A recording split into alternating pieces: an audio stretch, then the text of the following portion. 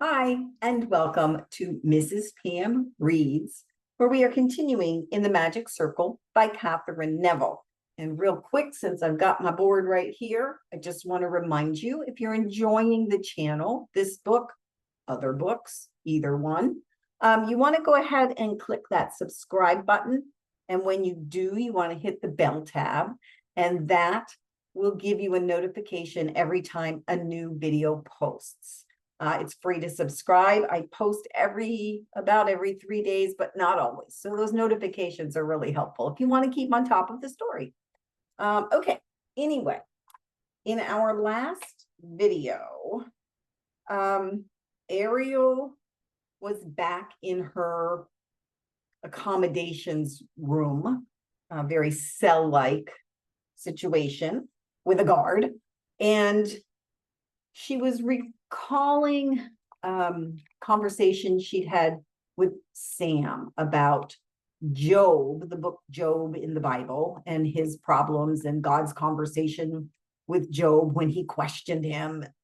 And basically, Sam had said, look up. It's in the stars. Well, heaven is up. Just, that's where your answer is. Okay, so she got thinking about that. She thought that might be a valid point. And then we go to the next morning, and Wolfgang and her meet up to go to wherever they're going. And he's heard somehow that Volga had gone to visit her, or that someone had gone to visit her. And he's asking her all kinds of questions. And what did that person want? And she has said to him, that's personal. And by the way, I want to go and see my Aunt Zoe when we're in Vienna. All right, so that's where we pick it up. Wolfgang and I were picked up after breakfast in front of the charming penal colony we now called home by a van that resembled a tank with windows. It was equipped with a driver as well as a fresh female in-tourist escort to be doubly sure we got where we were supposed to go. To remind myself, I pulled out my file from the IAEA and checked the schedule and attached map. This morning's first meeting was about an hour west of Leningrad, toward the Baltic, the nuclear power plant at Sosnovyy Bor, near the summer palace of Catherine the Great, where we were scheduled to tour what in America we'd call a commercial realtor, one that produces electricity for public consumption. As we went, it occurred to me that this was the first time since San Francisco I was free of drizzle, fog, ice, and snow, free to look at my surroundings. Along the river, I had a sweeping view of the Hermitage, a brilliant shade of pea green, reflected upside down in the Neva, like Volga's fabled city of Kitsa, shimmering in the depths until the last days when it would rise again, dripping from the waters. Fleecy clouds floated across a brilliant turquoise sky. The skeletal architecture of trees lining the road, their branches spangled with diamonds from last night's rain, still spoke of winter, but the earth was moist with the rich aroma of newly awakening life, wafting through the half-open windows of our van. Right off the bat, that morning, as we were escorted around the vast power plant at Sosnovyy Bor by a group of clean-cut engineers and physicists with names like Yuri and Boris, I learned from the first time, with enormous interest, precisely what had brought the Soviets to the pass of extending us an invitation. Just this month of April, during a visit to London, Mikhail Gorbachev, perhaps carried away by the spirit of glasnost and perestroika, had surprised everyone by announcing the USSR's decision to cease unilaterally the production of HEU, the highly enriched uranium, there you go, used in nuclear warheads, and to shut down several Soviet plutonium production reactors as well. That afternoon, during my first in-depth plunge into that premier Soviet think tank, the Leningrad Nuclear Physics Institute, the story began shaping up on a very significant scale. In another of those lengthy briefings that nukes everywhere are so fond of, the Institute's director, one Yevgeny Molotov, a handsome but hatchet-faced man with an unsettling resemblance to Bela Lugosi, gave us the backstory. It began with the same struggle Volga Dragunov had alluded to only last night, a contest waged for the past 2 millennia, which still seemed to be underway today. That part of the world involved, once again, Central Asia, had lost little of its mystery in the process. The British, along with the Russians and others, had engaged in this tug of war for the past 500 years and coined a name for it. They called it the Great Game. So now we're going into the section called the Great Game. Throughout the history of human knowledge, there have been 2 conceptions concerning the law of development of the universe: the metaphysical, idealist conception, and the dialectical, materialist, which form 2 opposing world outlooks in dialectical materialism. The fundamental cause of the development of a thing is not external, but internal. It lies in the contradictions within the thing itself. And that was said by Mao Zedong. East is east and west is west, and never the twain shall meet. That was said by Rudyard Kipling. The East will help us to conquer the West, and that was said by Vladimir Ilyich Ulyanov, Lenin. Okay, Ivan III of Russia, a descendant of Alexander Nevsky, shook things up for the first time in a quarter millennium when he refused in the year 1480 to pay tribute to the Golden Horde. Ivan married Zoe, the only niece of the last Christian Byzantine emperor. When Constantinople fell to the Turks, he arrogated to himself the spiritual crown of head of the Eastern Church and defender of the faith.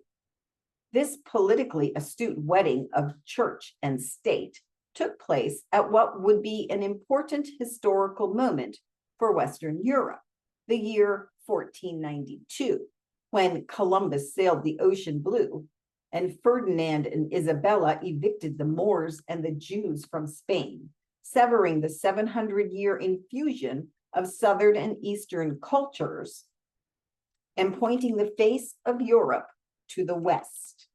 It marked the beginning of the end of the feudal system and lit the fuse of nationalism, with the subsequent rush of colonial expansion that would entail. An island to the north was rather late at jumping into this land-grabbing game. The East India Company was officially chartered by Queen Elizabeth I of England only on December 31st, 1600. It was established to compete with the Dutch, who themselves, already in competition with the Spanish and Portuguese, had still managed to corner a virtual monopoly on the spice trade in Malaysia and the Spice Islands. Within 50 years, chartered East India trading companies had also blossomed in Denmark, France, Sweden, and Scotland. The jewel in the crown of England was India, with her vast troves of wealth, seemingly inexhaustible natural resources, and warm water ports. But the Russians now had noticed these attributes too. Until the many reforms of Peter the Great in the 18th century, the Russian peoples themselves had appeared more Asiatic than European, with their long flowing robes, uncut hair, and beards, sequestered women, and exotic church rites. Yet, with their paranoid fear of being surrounded again, as they had been during the lost centuries of Mongol domination, these formerly backward feudal fiefdoms managed to expand their borders at the truly impressive rate of 20,000 square miles per year. In the 2 centuries from Peter's death in 1725, they absorbed nearly all the vastly diverse cultures in a several thousand-mile swath surrounding them, pushing to the east through Siberia all the way to the Bering Sea, and to the west, grabbing all or sizable portions of Lithuania, Poland, Finland, Latvia, Estonia, Livonia, Karelia, and Lapland. A panicky Britain extended its influence north and eastward into the Punjab and Kashmir, annexing Burma, Nepal, Bhutan, Sikkim, and Balochistan, and making serious runs on Afghanistan and Tibet. Boy, talk about a land grab. Egypt and Cyprus were occupied. The East India Company was dissolved, and Victoria, Crown Empress of India, had an empire where the sun never set. As the countermove, by the beginning of the First World War, Russia expanded south and west and seized possession of Ukraine, the Caucasus, Crimea, and Western Turkestan, today Central Asia, right down to the Indian-Persian border. Now, 2 empires that once had been separated by thousands of miles had borders, in some places within only a few miles of each other. Nor did Russian expansionism end with the Russian Revolution. When Lenin called for a world uprising of the masses against colonial oppressors, he focused specifically on India, encouraging the colonized to throw off the British yoke of imperial slavery. But the Bolsheviks themselves, as it soon proved, had little intention of offering autonomy to the colonial possessions Russia had acquired throughout 4 centuries of imperialism. Those regions attempting to break away during the ensuing civil wars and peasant uprisings were quickly brought to heel. When the USSR was created in 1922, it consisted of the republics of Belarusia, White Russia, Transcaucasia, Georgia, Armenia, and Azerbaijan, Ukraine, and the Russian Federated Soviet Socialist Republic, which included just about everything else. Only later, when the principally Islamic former Turkestan requested to become a separate and independent republic, were artificial boundaries drawn, dividing it into not 1, but 5 states based on ethnic nationalities. That decision was taken in 1924, the year Lenin died and Joseph Stalin succeeded him, to remain for the next 30 years the steel fist of the Communist Party. Beginning in 1939, the USSR pacified and absorbed all or part of Poland, Czechoslovakia, Romania, the Baltic states of Latvia and Lithuania and Estonia, and portions of Germany and Japan. I hardly needed Yevgeny Molotov of the Leningrad Nuclear Physics Institute to fill me in on the rest of the picture. After World War II, the name of the game had changed, but the players remained the same. Now it was called the Cold War. The new toy possessed by all key players was a nuclear device, in quotes. Diplomatic strategy was patterned on the game of chicken, where 2 cars are driven straight at one another, accelerators to the floor. The driver who turns away first to avoid collision is the loser, the chicken. And the USA had been accelerating faster than anyone. The only difference I could see between the automotive and Cold War versions of this game was that with the former, there was the off chance somebody might win. And we're going to stop there. There's a natural stop in the book there. So, interesting. Again, historical fiction, but I think most of that is factual. But if you have an interest in that clarification, go ahead and check it out. You can Google anything. All right, you guys. I hope you have a great day, and I will see you next time.